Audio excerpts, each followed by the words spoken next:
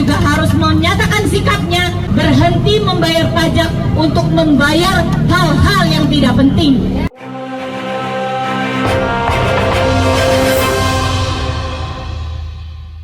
Halo saudara, apa kabar hari ini?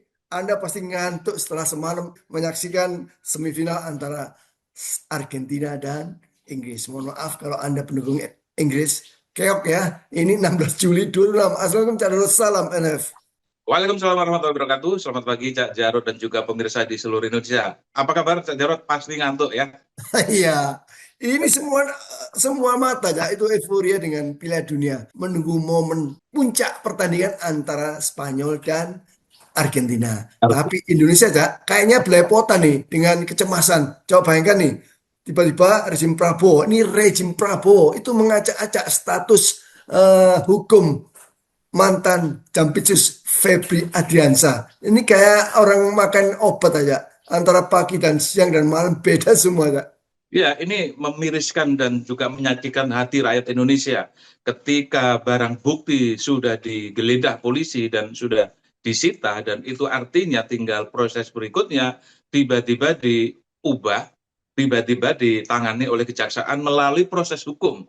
Nah ini nih pola-pola rezim ini, bagaimana mereka mengacak-acak hukum tapi menggunakan hukum juga supaya dianggap legal, supaya dianggap tidak menyalahi aturan. Padahal yang salah itu ya cara menangannya itu, cara memanipulasi itu, dan kita betul-betul hopeless ya, nggak punya harapan lagi terhadap penegak hukum, apalagi hukum yang mengarah kepada para koruptor yang triliunan rupiah. Tapi kalau hukum pada maling ayam dan pengutil sendal di masjid, itu tajam sekali Cak Jarod. Itu keprihatinan kita itu Cak Jarod.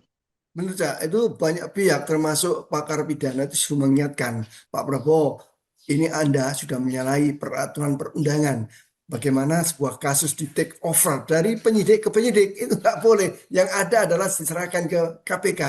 Ini mengenaskan. Tidak ada satupun yang sekarang percaya. Makanya ini kemarin kan dolar itu sudah menembus di atas 18.000 per dolarnya rupiah. Kenapa? Investor nggak percaya dengan penegakan hukum dan demokrasi di tanah air yang sekarang dipimpin oleh rezim Prabowo ya. Sangat mungkin dalam waktu dekat akan tembus pada Rp20.000. Kita nggak tahu kalau sudah sampai Rp20.000 itu apakah rakyat akan melakukan perlawanan atau tidak. Tetapi ini kasusnya Febri Adriansyah ini yang menerima uang dan emas batangan yang dinilai, yang dirupiahkan mencapai hampir 1 triliun. Prosesnya penuh kejanggalan. Kita ulangi lagi bahwa pertama Febri sudah mundur dari jabatan Jampitsus, kemudian dijadikan tersangka oleh kepolisian.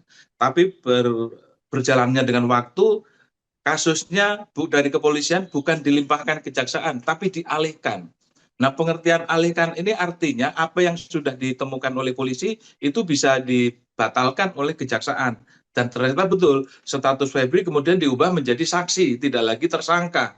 Nah, tapi kemudian belum 1 hari ditetapkan lagi sebagai tersangka. Tapi lagi-lagi mau dijadikan tersangka atau terdakwa, itu sudah jelas manipulasi, rekayasa, dan lain sebagainya. Dan nanti pengusutan yang dilakukan oleh Kejaksaan Agung adalah versi kejaksaan. Benar kata Cak Jarod, kalau mau fair dan adil ya KPK yang menangani, bukan kejaksaan, bukan jeruk memakan jeruk, bukan jeruk menyelamatkan jeruk. Biarkan KPK yang mengurus. Ini dagelan yang sangat telanjang dan sangat tidak lucu nih Cak Jarod.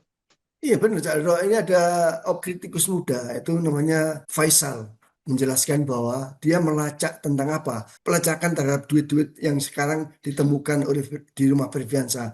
Itu katanya itu uang korupsi para pejabat. Dia ini dikumpulkan di rumah Febriansyah. Luar biasa, Cak. Saya khawatir, Cak. Ini barang bukti nanti setelah dinyatakan, iya kita sudah mendatangkan FBI, sudah mendatangkan para ahli. Ternyata semuanya palsu. Bayang aja, uang 1 triliun itu palsu semua, Cak.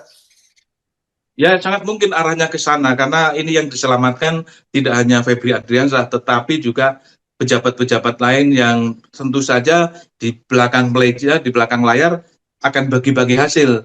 Ini kan istilahnya duit itu ditaruh di halte ya. Halte atau terminal itu halte itu. Kalau terminalnya lebih gede lagi pasti duitnya. Nah, setelah aman nanti dibagi-bagi. Dan dugaan publik semakin mendekati kebenaran, termasuk Kalau nanti uang itu dinyatakan palsu sangat mungkin. Tetapi apakah FBI mau bekerja sama untuk berbohong ya? Ini juga yang harus kita jaga. Dan yang paling penting buat kita adalah kenapa juga mendatangkan FBI. Bagaimana sih sebetulnya pejabat Indonesia ini tidak mampu mendeteksi sebuah uang itu palsu atau tidak? Atau emang mau dibikin ramai terus seperti layaknya ijazah yang untuk menentukan palsu dan tidak aja 11 tahun belum selesai. Seperti itu, Cak. Iya benar, ini dia menggunakan FBI sebagai apa? Sebagai memperkuat. Bisa aja yang disodorin bukan uang aslinya, Cak. Bukan barang bukti. Ini akal-akalan. Kenapa? Kita skeptis terhadap apa penegakan hukum di era sekarang ini. Ini sudah 10 tahun berjalan di era Jokowi, sekarang berlanjut di era Prabowo. Pak Prabowo, kalau Anda mendengar kritikan, jangan salahkan masyarakat. Terus dia bilang gini, Cak, yang terakhir di hari koperasi, silakan pindah ke luar negeri. Bayangkan, Cak, itu sampai Muhammad MD bilang, Pak Prabowo kalau mau kalau kalau dikritik jangan seperti itu jahat namanya. Kalau Anda dikritik nggak mau ya silakan pindah ke luar negeri, gitu ya katanya.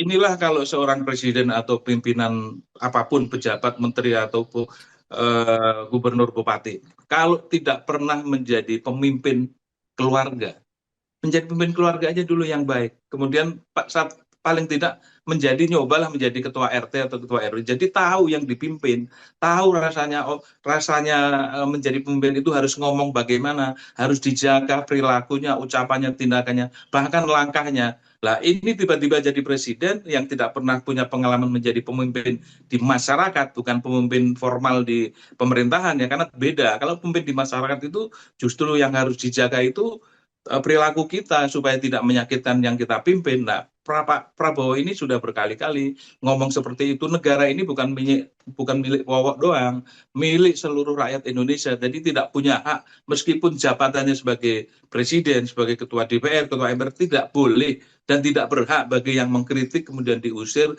suruh keluar negeri. Ini kan cara-cara berpikir anak-anak kecil yang belum sekolah, yang belum tamat PAUD. Ngomongnya pasti seperti itu. Nah, kalau ini dikeluarkan dari mulut presiden, menyakitkan sekali rakyat Indonesia dan merasa semakin tidak suka pada presiden. Apa Pak Prabowo tidak merasa menyakiti, Cak? Yang tersakiti adalah rakyat. Bagaimana 82% ini APBN berasal dari pajak rakyat. Diongkosi oleh rakyat, Cak. Dibayar itu rezim pemerintahan. Jangan sombong-sombong kalian. Coba itu para menteri. Sekarang itu uang rakyat digunakan, dihambur-hamburkan. MBG dan Koperasi Desa Merah Putih. Bayangkan, Cak. Demo pun nggak direken, Cak.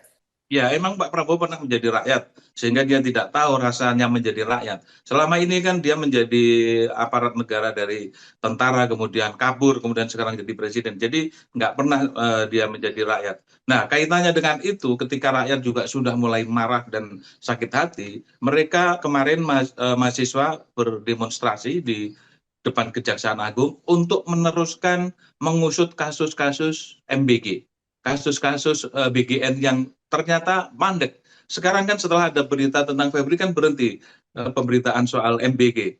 Padahal mereka terus menjalankan apa yang sudah disidik oleh kejaksaan, pelanggaran-pelanggaran di dapur-dapur SPBG. Itu sekarang sama sekali tidak direspon. Nah, kalau aparat pemerintah yang diberi amanah untuk mengusut kasus-kasus penyalahgunaan wewenang, penyalahgunaan uang, lalu siapa? Nah, akhirnya mahasiswa mengunjuk rasa di depan Kejaksaan Agung. Kalau pemerintah, kejaksaan tidak berhenti mengusut kasus MBG, mahasiswa menyarankan kepada masyarakat untuk berhenti juga bayar pajak. Jangan hanya sore hari ini, besok kita ajak semua saudara-saudara, semua rakyat senasib sepenanggungan untuk menyuarakan hentikan MBG. Jagung jangan main-main. Kalau nggak pingin, kita juga menyuruh Jagung ditutup karena nggak ada yang benar. Mana yang korup, mana yang mau menyelesaikan. Rakyat kebingungan. Nah, secara sini ajakan yang menarik buat rakyat Indonesia supaya pemerintah tidak sewenang-wenang lagi menggunakan kekuasaannya dan memanfaatkan APBN sesuai persepsi mereka, padahal sudah ada undang-undangnya. Dan sebenarnya ketika situasi negara ini semakin amburadul, terhadap penegakan hukum maupun demokrasi. Yang paling senang tentu siapa? Itu geng Solo, Cak. Ya gimana, Cak, geng Solo kabarnya? Katanya mau keliling lagi nih. Ini sampai kasih saran atau kata-kata mutiara terhadap geng Solo sebelum kita mengakhiri pertemuan, Cak.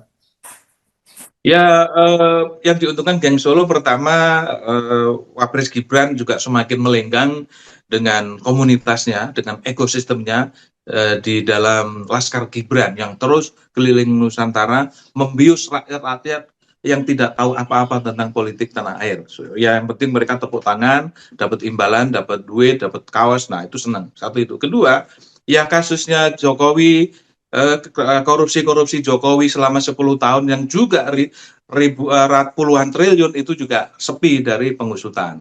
Dan kemudian dilengkapi dengan perilaku, tindakan, dan kegiatan Jokowi keliling Indonesia juga. Tetapi ternyata rakyat sudah mulai sadar bahwa harus ada perlawanan dari rakyat. Dan itu sudah dimulai dari Bandung.